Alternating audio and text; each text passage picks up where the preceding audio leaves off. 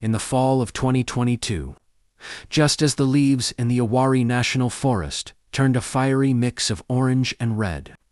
A retired wildlife biologist named Mark Landrum moved into a small cabin near Baden Lake. After decades working in the Pacific Northwest, Mark came back to his home state of North Carolina for peace, solitude and, as he joked to his daughter, to get away from tourists and Sasquatch hunters. That joke didn't age well. One crisp October evening, while walking his dog Jasper along an old fire road, Mark heard a deep, guttural call echo through the woods. It wasn't a coyote, black bear, or bobcat calls he could identify in his sleep. This was something else. It had weight, depth, and an almost human timbre. Jasper froze, ears back, tail low. Then he bolted, dragging Mark back toward the cabin. The next morning, Mark found something odd in the soft mud near the tree-line footprints. Large ones. Bare.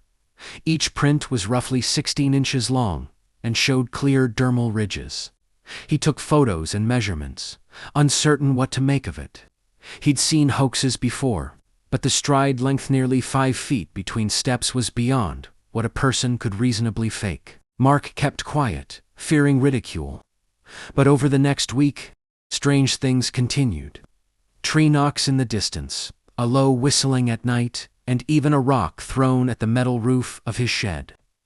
Then, late one night, something set off his trail cam. The footage was brief, blurry, and lit only by infrared classic Bigfoot evidence. But this was different. The silhouette showed a broad, upright figure with long arms and a sloped head. It moved with surprising grace, crossing the clearing in 2 strides.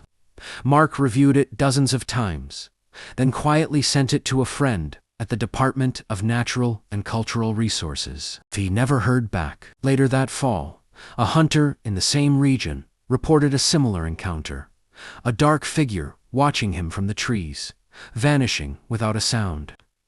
Another camper near Troy, NC, claimed to hear mimicked voices in the woods, repeating his own words back at him in a distorted tone. Locals started calling it the Uwharrie Howler. Mark still lives in that cabin. He doesn't talk much about what happened, only to people he trusts. When asked if he really thinks it was Bigfoot, he simply says, "I don't know what it was, but it wasn't supposed to be there."